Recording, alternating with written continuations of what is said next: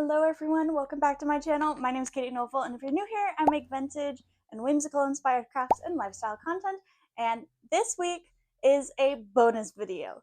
In 10 days after I upload this video, my baby is going to be turning 2, which means that I got to pick what I wanted to give him for his birthday this year, and in the middle of our note buy last month in February, I found something at the thrift store that I immediately had to break our note buy and get because it was a 1970s Little People castle, and I was so beyond excited when I saw it that it was definitely worth the $9 that I spent getting it. The issue with Little People and a lot of vintage toys is that they often contain lead and mercury in them, and Little People is no exception. So I have decided to go through and make some wooden peg dolls that are reminiscent to Little People. I grew up playing with my mom's Little People, and it was amazing. They were from the 1960s. I had so much fun doing it, and I want to share that experience with my child in a safe way.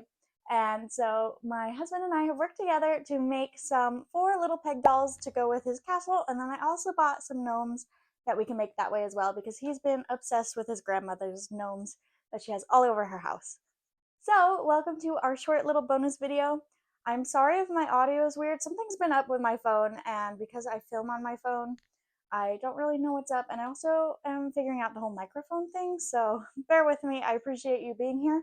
So without any further ado, let's hop straight on into it. As always, a huge shout out to my husband Hens for drawing all of the lines, and he did an amazing job with my knight, the dragon, the princess, and the king. So huge shout out to him. I am so sad I did not get any footage of him doing it, but he needs to be recognized for the amazing job that he did. In the research that I did in the morning before we did this, I discovered that a lot of people actually use colored pencils and not paint, which I felt a lot more confident about than doing paint because I wasn't super sure how all my fine details would look. So I just pushed really hard with a bunch of my colored pencils that I had, and honestly, I think it turned out pretty well. I do end up painting the gnomes later, so you'll be able to compare the two.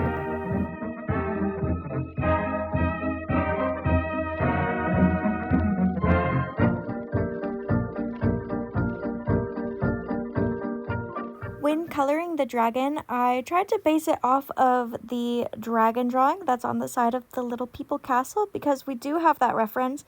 And so keeping that in mind, I used the same colors of pink and then blue for all of the back scales, and honestly, it looks pretty good. I would compare it pretty closely to the one on the castle, which you'll see later on.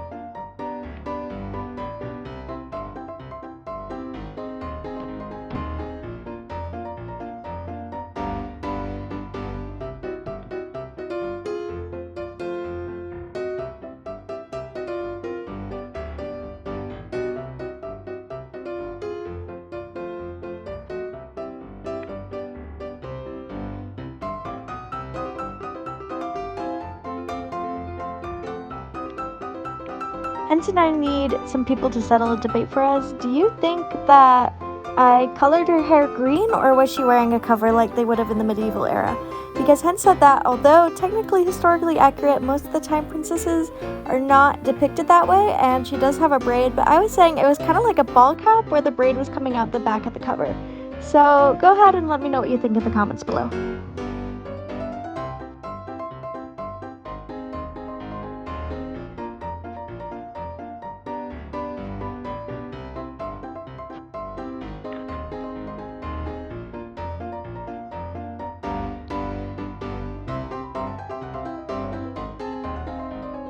since Hans and I are feeling pretty ambitious and would like to make lots of little peg people for our son and for our future children, I went through and I wrote the date on the bottom of all of them so that we can keep track of when I made things. And I covered everything in a coat of Mod Podge because it is non-toxic and that way nothing gets smudged.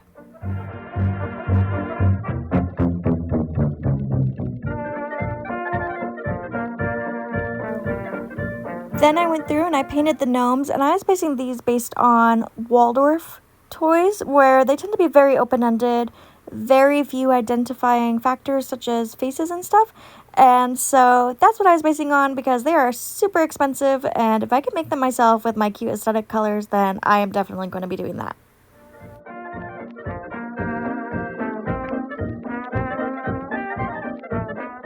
Since I hadn't fixed up the castle yet, I decided to bring you along with me, and for that I used some Clorox wipes and some Mod Podge.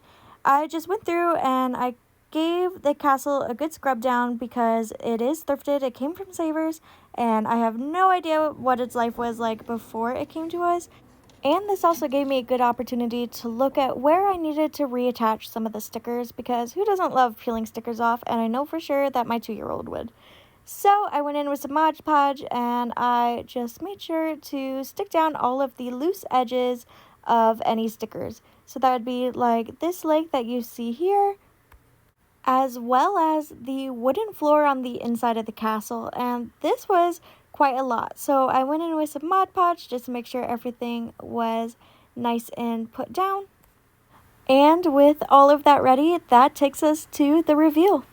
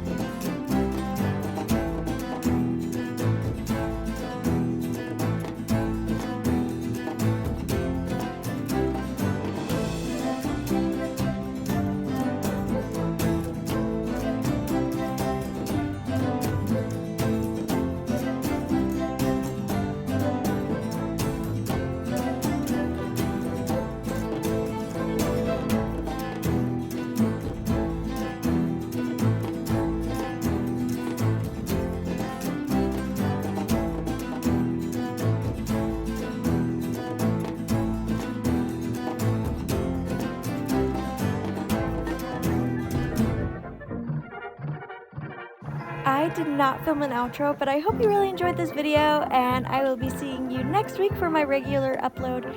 Thank you so much for being here. I love you all. So, toodles. Where's the dragon? Is that the dragon? What did the dragon say? What did the dragon say? Daddy, Dad. Did they say roar?